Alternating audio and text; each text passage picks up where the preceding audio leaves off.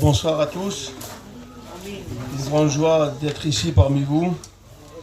Et un bonjour à tous les anciens, tous les frères.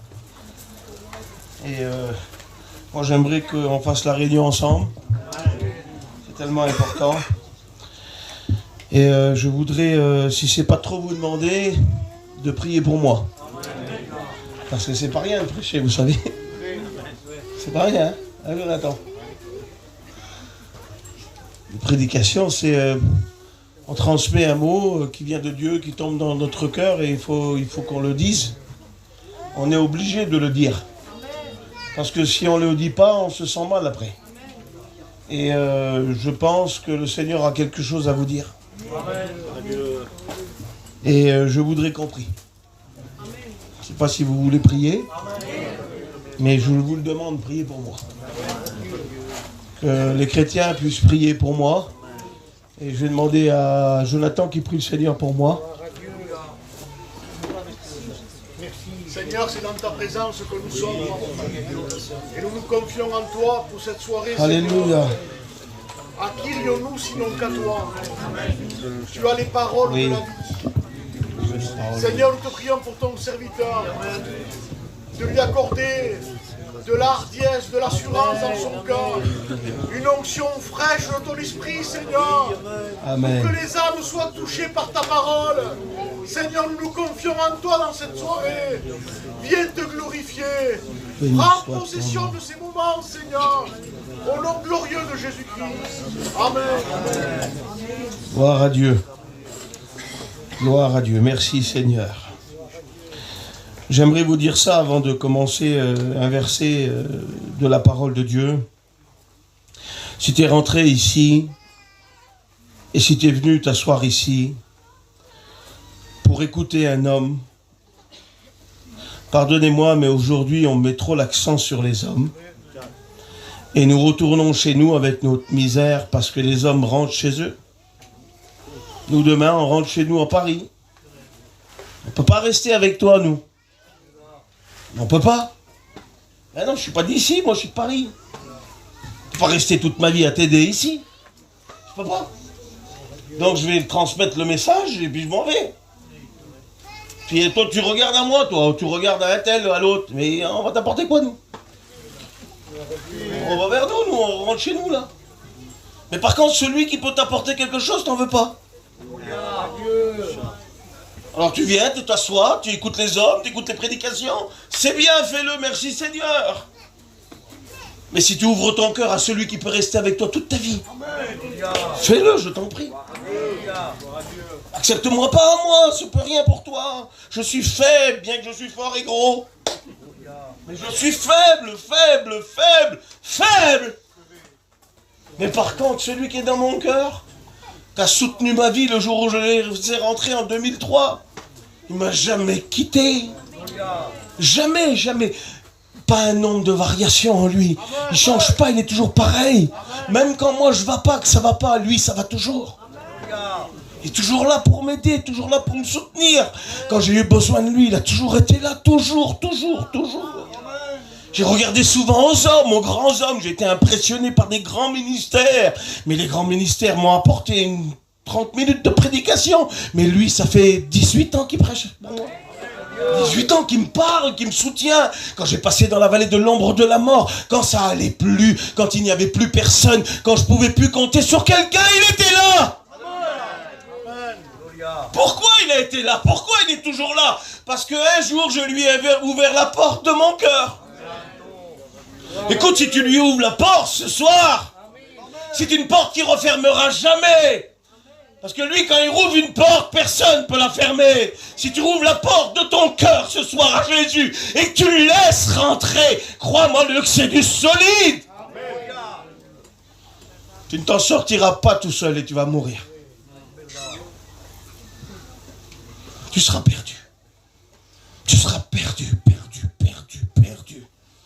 Un jour, les disciples sont trouvés sur la mer.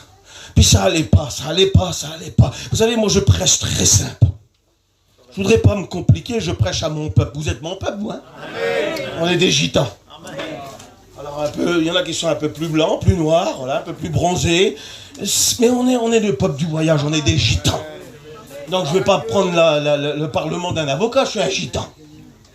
Voilà, alors je prêche à des gitans, il y a peut-être des frères sédentaires et des personnes sédentaires. Vous êtes les bienvenus aussi. Venez vers Jésus, vous êtes les bienvenus. Mais je vais vous parler très simple. Tu t'en sortiras pas et tu vas mourir.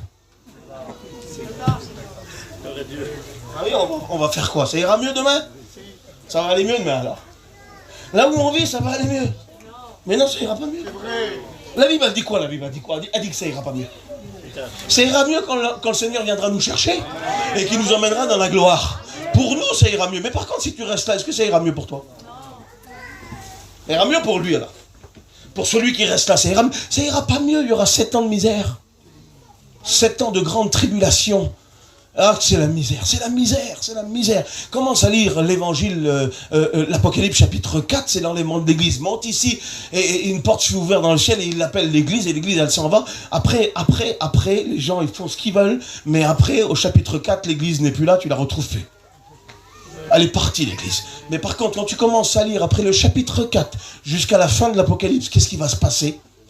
Alors, si tu veux prendre le temps de lire ça, eh ben, crois-moi-le, tu en auras besoin, parce que moi, je ne voudrais pas accuser et juger ce soir. Mais le Seigneur t'appelle à un salut. La Bible dit qu'il nous appelle, Christ nous appelle à son royaume et à sa gloire. Et ce soir, tu es rentré ici, tu as un besoin dans ton cœur. Tu as un besoin. C'est pas en vain que tu es là. Tu es assis ici, tu as peut-être un petit esprit moqueur. Parce qu'en réalité, tu te demandes ce que tu fais là. Mais toi, tu ne sais même pas ce que tu fais là. Parce que tu sais qui c'est qui t'a attiré, c'est Dieu. Par le moyen de quelqu'un, je ne sais pas qui c'est qui t'a attiré jusqu'ici. Mais derrière la personne qui t'a attiré, il y a Dieu. Et Dieu a quelque chose à dire. Dieu veut te libérer.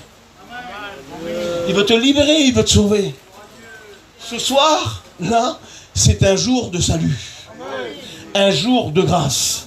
Parce que toi, tu tournes en rond, tu cherches du secours, mais il n'y en a pas. Pas de secours, pas de secours, pas de secours.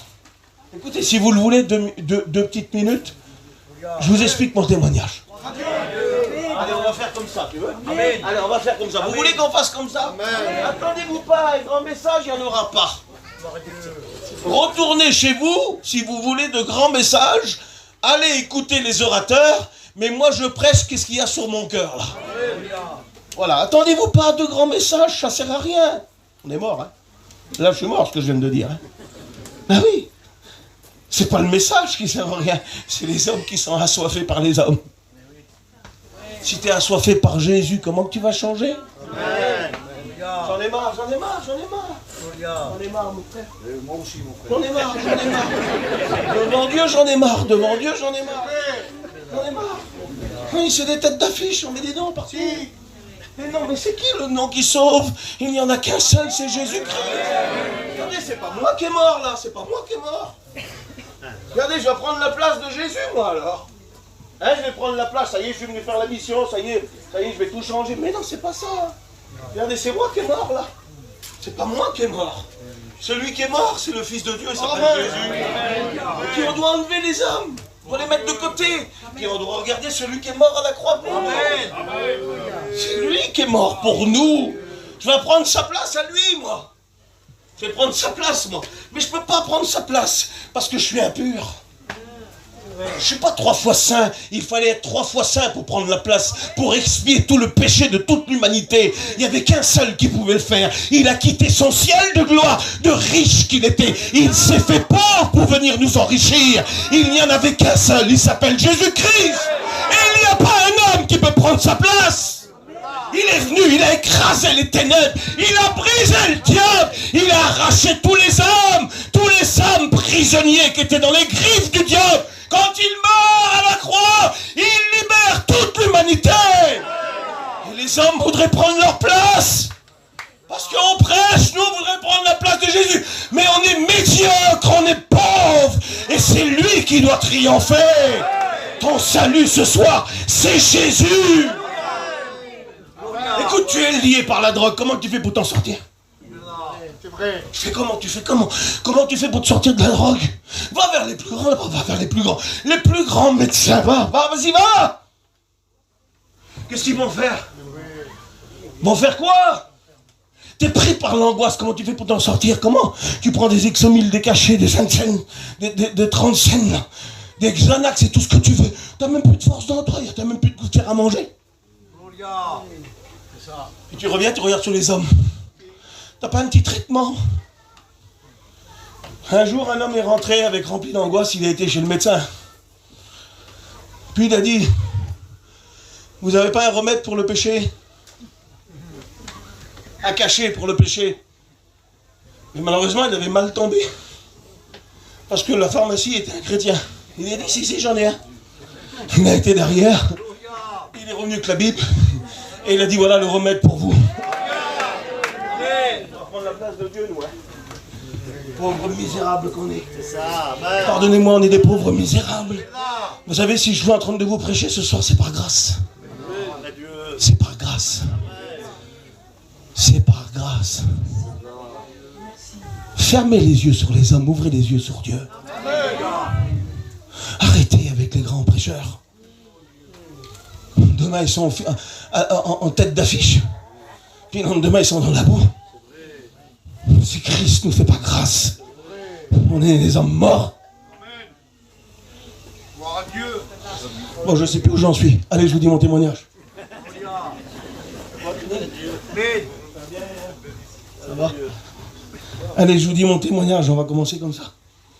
Parce que j'en suis sûr que quelqu'un ce soir a besoin d'être libre. Il y a un homme qui est venu là ce soir, là. Et puis un homme ou une femme, je ne sais pas, je ne vais pas jouer le prophète, je n'en suis pas un prophète. Qui a besoin d'être libéré. Puis le seul qui peut le libérer s'appelle Jésus-Christ. Le Fils de Dieu.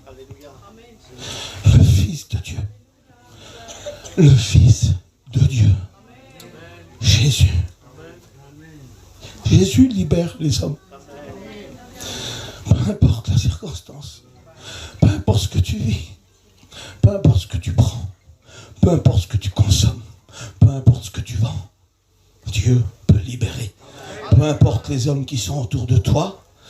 C'est rien ça. Dieu peut libérer. Tu peux être heureux.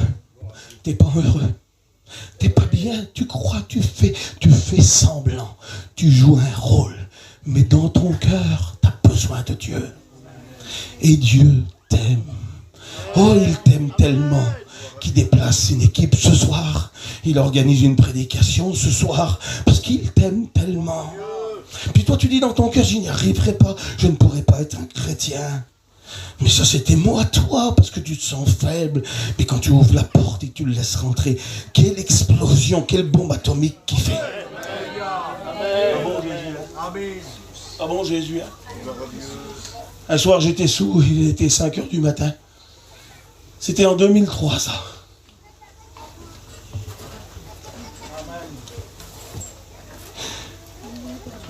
Je ne voulais pas de Dieu. C'était triste pour moi, Dieu. Quand je regardais sur les chrétiens, j'étais angoissé dans ça. Je ne trouvais pas mon compte ici. C'était pas ça ma vie. Puis d'un seul coup, Jésus est venu me visiter. Alléluia. J'étais sous. J'ai envie de dire mon témoignage. C'est important, tu sais. C'est important. On lira un verset après. J'étais mort sous. Puis Jésus est venu. Il est venu, vous vous rendez compte, j'ai rien demandé, il est venu. J'ai rien demandé, il est venu vers moi. J'ai rien demandé. J'étais sous moi. La Bible dit j'ai exaucé ceux qui ne demandaient rien. C'est marqué, il y a un verset qui marque ça. Parce que lui, pour sauver une âme, même si tu ne demandes pas, il fera tout pour te sauver. Il est venu vers moi. Puis quand il est venu vers moi, je croyais que j'étais trop sous, j'avais trop bu, je pensais que j'écoutais des voix. Puis c'était pas une voix audible, c'était une voix qui résonnait dans mon cœur. Et vous savez ce qu'il me demandait? Il me demandait d'ouvrir la Bible. La Bible que j'ai dans les mains, là, regarde. Tu vois la Bible? Celle qu'elle avait, ma femme, elle était tout arrachée. Elle valait 5 €. C'était pas une belle Bible en cuir comme ça. Elle valait 5 €. Tout arraché elle était. Puis elle lisait souvent, souvent. Et moi je voulais pas de Dieu. Puis ce soir-là, le Seigneur il m'a dit, ouvre la Bible. Je voulais pas. Je voulais pas, moi. C'est pourquoi? Parce que je me sentais sale, vilain, et puis j'ai pris la Bible dans les mains. Puis, plus fort que le raisonnement, plus fort que mon état, il a fallu que j'ouvre. Et quand j'ai ouvert, j'ai tombé sur le premier message de Jésus. Repentez-vous car le royaume des cieux est proche.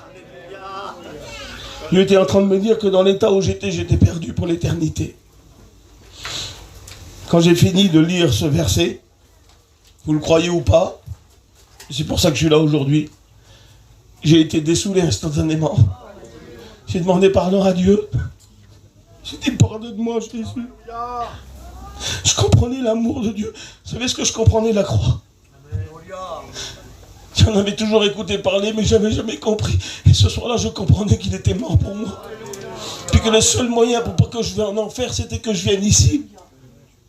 Et ce soir-là, j'ai dit, Jésus, je te donne ma vie, prends-la. Charge-toi de demain. J'étais pas un prieur, je ne savais pas prier. J'ai fait une seule prière. Ça fait 18 ans qu'il m'a pris en charge. Et puis quand j'ai terminé la lecture, il me demandait de continuer à lire encore. Et ce soir-là, il m'appelait au ministère. Puis il disait, je ferai de toi un pécheur.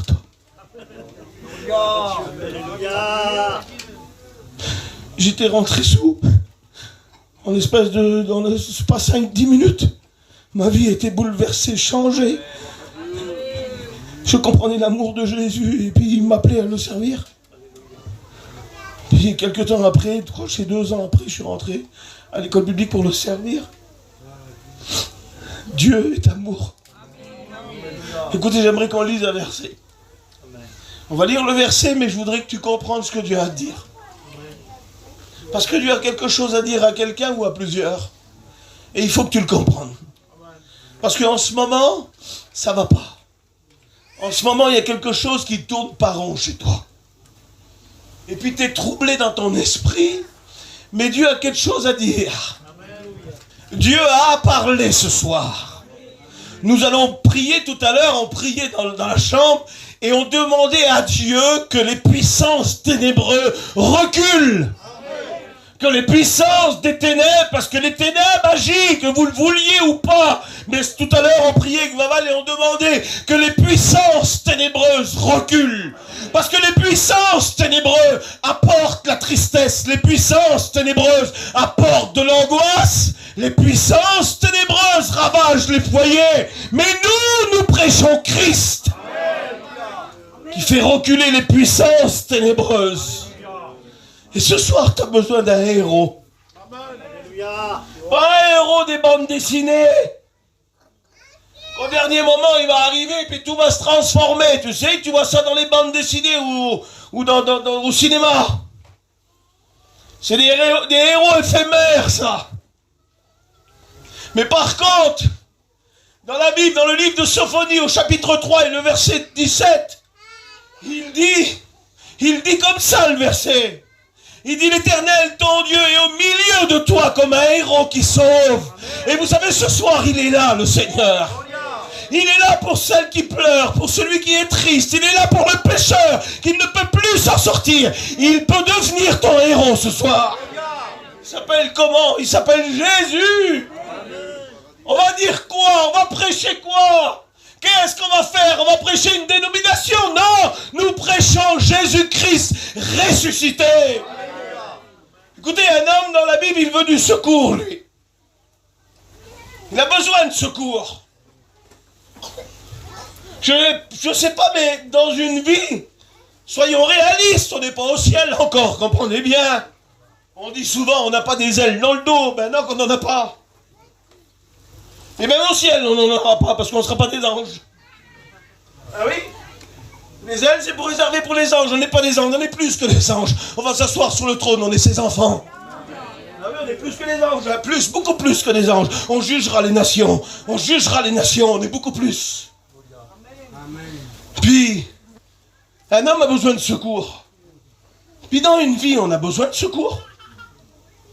Et puis comme il a besoin de secours, il va aller vers Dieu, lui. Il va demander à Dieu.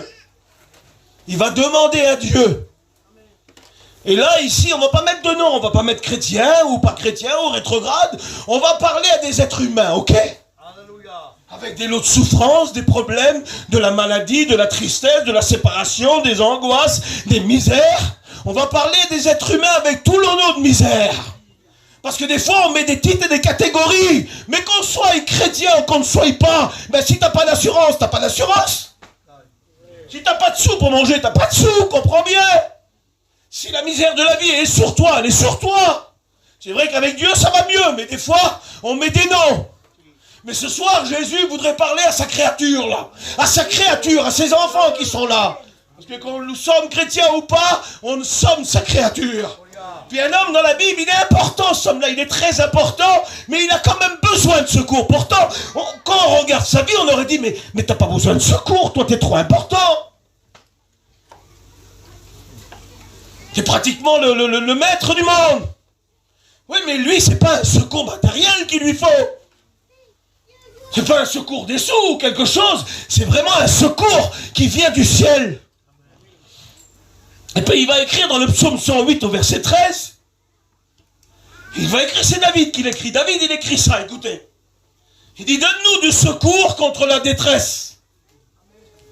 Tu sais, quand tu es à l'hôpital et puis qu'on t'annonce que le pronostic vital est engagé, là, il y a de la détresse.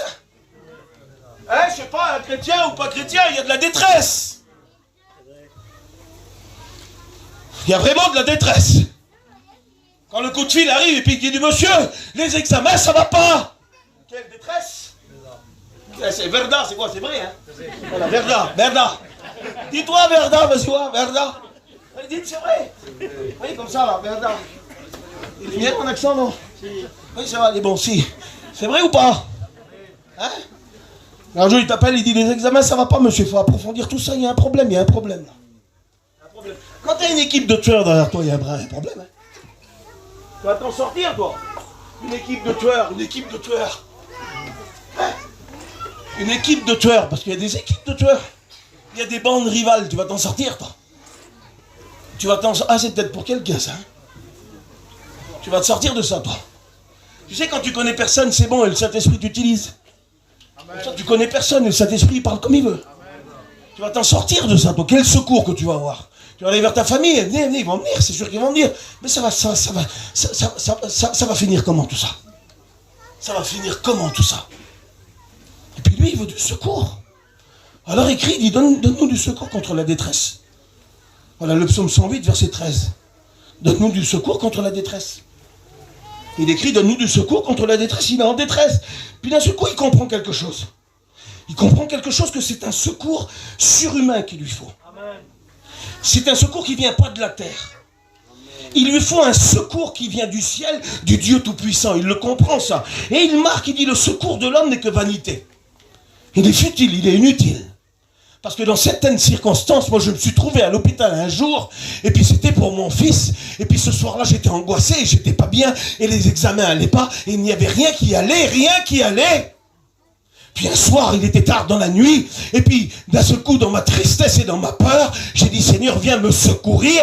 Et ce jour-là, j'en ai fait même un message. Dieu est en train de me transmettre un message. Et le message, savez-vous, était lequel? De la peur à Jésus, de l'angoisse à Jésus. Et le Seigneur était en train de me donner du secours ce jour-là. Mais pas un secours des médecins, pas un secours terrestre, pas un secours familial. Un secours qui vient te désaltérer, qui vient te faire du bien, qui vient du Dieu Tout-Puissant. Et David, lui, veut du secours. Il veut du secours. Qui veut du secours ce soir? Avez-vous besoin de secours? Ta situation, elle ne s'arrangera pas. Et elle ne s'arrangera jamais. Parce que le secours que tu demandes, c'est un secours de la terre. Mais le secours de la terre est inutile. Il est futile. Il faut le secours de Dieu. Voulez-vous le secours de Dieu? Écoute, dans la Bible, il y a un homme qui a besoin de secours. Il a besoin d'être secouru. Il a besoin d'être secouru. Cet homme-là a pris des coups. Et la vie, elle nous fait des coups, Jonathan. Hein. À l'ancien. La vie, elle nous fout des coups. Et lui, il a pris des coups. Et malheureusement pour lui, il va mourir.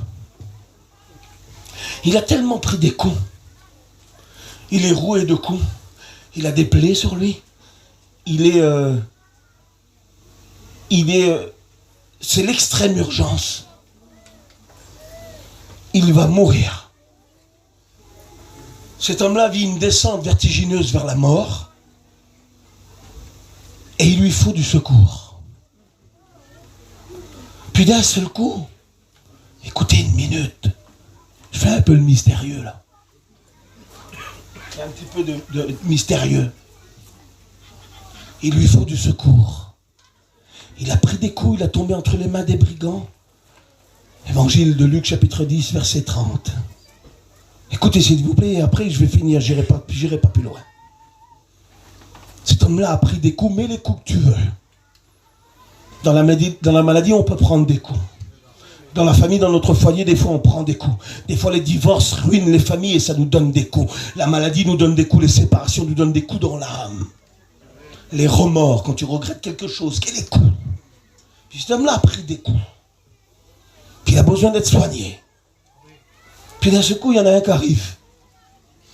Il y en a un qui arrive. Et il doit le soigner.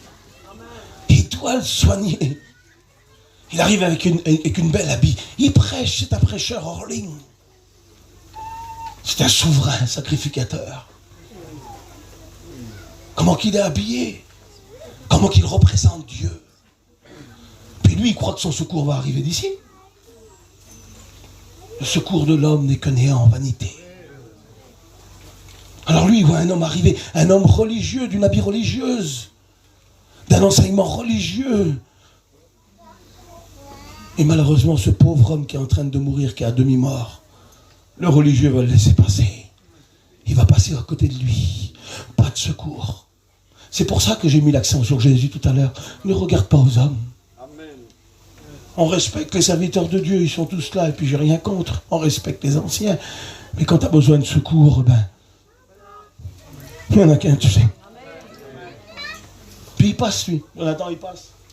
Écoute. On ne va pas parler sur le souverain sacrificateur, parce que moi aussi, des fois, j'ai passé aussi. Oui, j'ai passé, ben oui.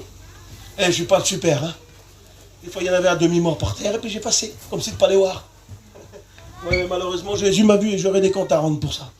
Et si tu es honnête avec toi-même, tu sais que tu as passé. Quand tu as passé, tu le sais, va. Tu n'as pas besoin de jouer le grand. Quand tu as passé, tu le sais. Ben, lui, il a passé, il l'a laissé, pas de secours. Pourtant, il aurait dû l'aider, hein, c'était un religieux. Et à ce coup, il y a le diable qui arrive, là, qui est là, le lévite, là. Et il passe aussi, lui. Et lui, il veut du secours, il va mourir. C'est important quand même, hein, ce que je dis. Hein. Il va mourir. Il a besoin des soins d'extrême urgence. D'extrême urgence. Tu as besoin de soins d'extrême urgence. Parce que ta situation, elle ne correspond plus. Tu vis un danger, tu vas mourir. Il faut des soins d'extrême urgence. Puis là, il y a le bon samaritain qui arrive, celui qui est monté à la croix, qui représente Jésus dans le verset. Savez-vous ce qu'il fait? Il s'arrête. Il s'arrête, Jonathan. Il s'arrête. Tony, il s'arrête, lui.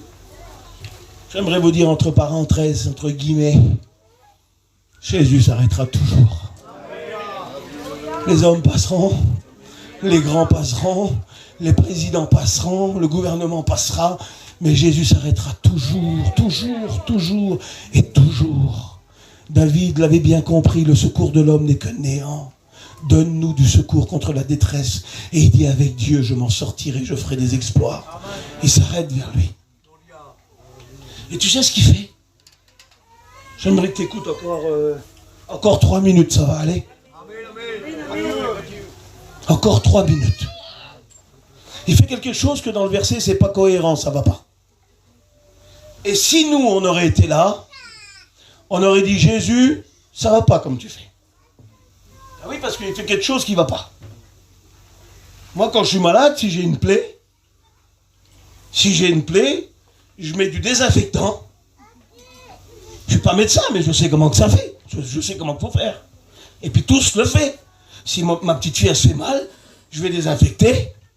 je vais y mettre de la pommade, puis après je vais mettre une petite bande. C'est comme ça ou pas? Hein, c'est comme ça. C'est comme ça ou pas? Hein, c'est comme ça, dis-toi, là. Dis-toi comment c'est là. C'est bien comme ça qu'on fait. Bon, ben Jésus, il ne s'est pas soigné. Ben non, il ne s'est pas soigné, lui. Parce que nous, on connaît, nous, on était maîtres.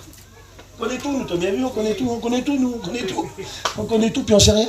Puis on connaît rien. Puis quand on est dans la misère, ben on pleure après Jésus, comme tout le monde. Jésus arrête de soigner, tu sais pas. Parce que Jésus, quand il soigne, tu sais ce qu'il fait, lui. Quand quelqu'un est malade, là, il met des bandes. Il fait le l'envers. Il met des bandes. Il met de l'huile. Et après, il met du vin pour désinfecter. Mais Jésus, tu sais pas soigner, mon Jésus. Laisse-nous faire, on sait comment faire, nous. C'est nous qui tient les rênes, le Seigneur. Regarde, Jésus, nous, on sait comment s'occuper de ceux qui ont le cœur brisé. On le sait, nous. Arrête un petit peu, arrête. Arrête, tu sais pas soigner. On aurait dit à Jésus d'arrêter. Pourquoi qu'il met les bandes? C'est à la fin, les bandes. La pommade, c'est à la fin, mec. C'est le désinfectant avant. Ben Jésus, je voudrais vous dire qu'il sait soigner. Savez-vous pourquoi il met des bandes? Parce qu'il est en hémorragie interne, lui, là, il va mourir. Il faut tout de suite lui faire un garrot. Parce qu'il va mourir. Il a tellement pris des goûts, il a tombé entre les mains des brigands, et crois-moi qu'ils savent taper. Le diable, il sait taper, les démons savent taper. Cet homme, il a descendu, il était à Jérusalem, il a descendu, mais on ne rentre pas dans les détails. Il a descendu, on ne sait pas pourquoi. Puis allez pas juger ceux qui descendent, laissez-les descendre, mais Jésus sait les ramener, lui. Il ne faut pas les juger, c'est tout. Par contre, quand tu passes à côté, arrête-toi au moins. Moi, des fois, je ne me suis pas arrêté, alors je parie que lui. Il a besoin de soins d'extrême urgence parce qu'il va mourir. Et ta situation est grave. Tu as besoin de soins d'extrême urgence parce que tu es tombé entre les mains des brigands et ta situation ne va pas du tout. Et Jésus, il faut qu'il arrête l'hémorragie. Alors il fait un garrot, il arrête tout de suite. Il verse de l'huile parce qu'il a pris trop de coups. Il ne faut plus lui faire mal à celui-là. Il a besoin de douceur. Il a besoin de douceur. Alors il verse de l'huile pour adoucir tous ses plaies. Il ne veut plus lui faire mal. Il a eu trop mal. Et le Seigneur a vu ta souffrance. Il a vu ta situation d'extrême urgence. Et puis il ne veut plus que tu ailles mal. Alors pour plus que tu ailles mal, il verse de l'huile du Saint-Esprit sur tes plaies. Parce que c'est un Dieu d'amour. Puis après il désinfecte avec son sang précieux. Son sang précieux. Le sang de Jésus-Christ nous purifie de tout péché.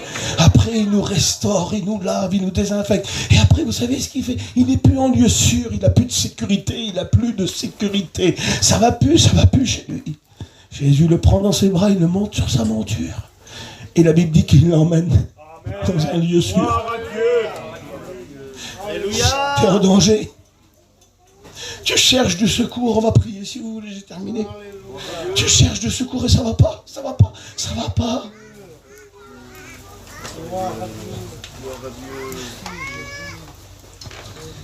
On ne présente pas un homme ici. On ne présente pas le grand souverain sacrificateur. On n'en présente pas le Lévite. On présente le bon samaritain. Celui qui s'arrête vers les malheureux, vers ceux qui ont pris des coups, vers ceux qui sont descendus. Écoute, tu es peut-être un rétrograde, toi, ce soir-là. Puis tu étais en haut, là-bas, tu étais à Jérusalem, tout allait bien. Puis d'un seul coup, tu as regardé en bas, je sais pas, quelque chose qui t'a plu. Puis tu as descendu. Alors, suffit que tu as descendu, il aurait fallu que Jésus te laisse encore. Non, Jésus laisse personne, même si tu es en tort, même si tu as descendu, même si tu as quitté. Tu restes son enfant et il se penche vers toi. Il se penche vers toi et il arrête l'hémorragie. Tous les coups que tu as pris, là, tous les coups que tu as pris. Les coups du diable qui est en ravage sur ta vie. Il veut détruire ta vie, ton foyer, tes enfants. Tu as pris une mauvaise direction, mais Jésus ne te le reproche pas. Écoute, le diable était en train de lui reprocher. Alors Jésus, lui, au lieu de reprocher sa descente, il l'a pris dans ses bras. Il l'a soigné. Quand il était à demi-mort, vous savez qui c'est qui est venu le visiter? C'est Satan. Et il a dit, regarde, tu étais à Jérusalem, tu étais bien là-bas. Et puis maintenant, tu as descendu. Il l'accuse. Jésus, lui, n'agit pas de la sorte. Jésus, lui, il sort il sort ses bandes et il arrête l'hémorragie. Il stoppe la mort, Jésus, il la stoppe parce qu'il doit mourir. Il stoppe la mort. Pour l'instant, il y a un chemin que tu as pris. C'est le chemin qui mène loin de Dieu. Le chemin du péché, de la destruction, le chemin de la mort. Mais Jésus, lui, par son amour, il stoppe la mort. Et puis tu as besoin d'être soigné parce que tu as mal, tu as très mal. Alors Jésus va sortir son huile ce soir. Vous voulez prier les chrétiens s'il vous plaît? Il sort son huile, là, il la sort. Il sort l'huile et il verse sur tes plaies. Et quand il la verse, tout ton cœur est apaisé.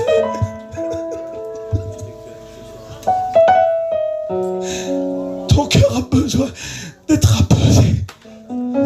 Ça fait mal. T'as mal. T'as mal.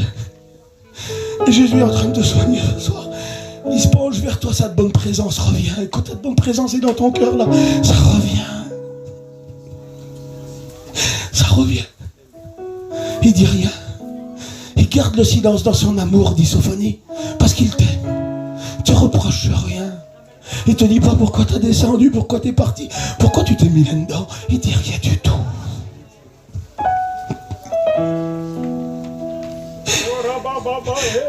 Il te reproche rien.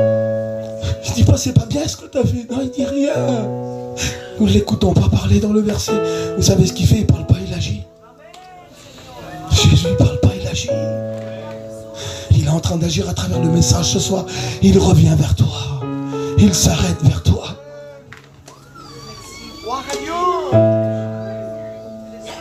Écoute, je voudrais te dire ce soir, est-ce que tu veux être soigné? Il ne te dit pas prie, prie, il lui dit rien. Il lui dit rien, il lui dit rien. Il n'a plus la force de prier, il n'a plus la force de se relever, il n'a plus la force de remonter. Il a besoin d'être soigné.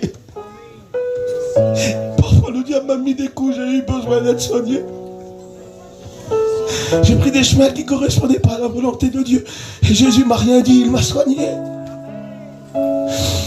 Il a versé son huile sur mes plaies, j'avais mal. Il m'a purifié parfois de mes péchés parce que Dieu sait que combien parfois j'en ai fait. Puis il m'a repris dans ses bras. Et il m'a ramené lui-même dans un lieu sûr. Veux-tu du secours ce soir? Le secours porte un nom, il s'appelle Jésus.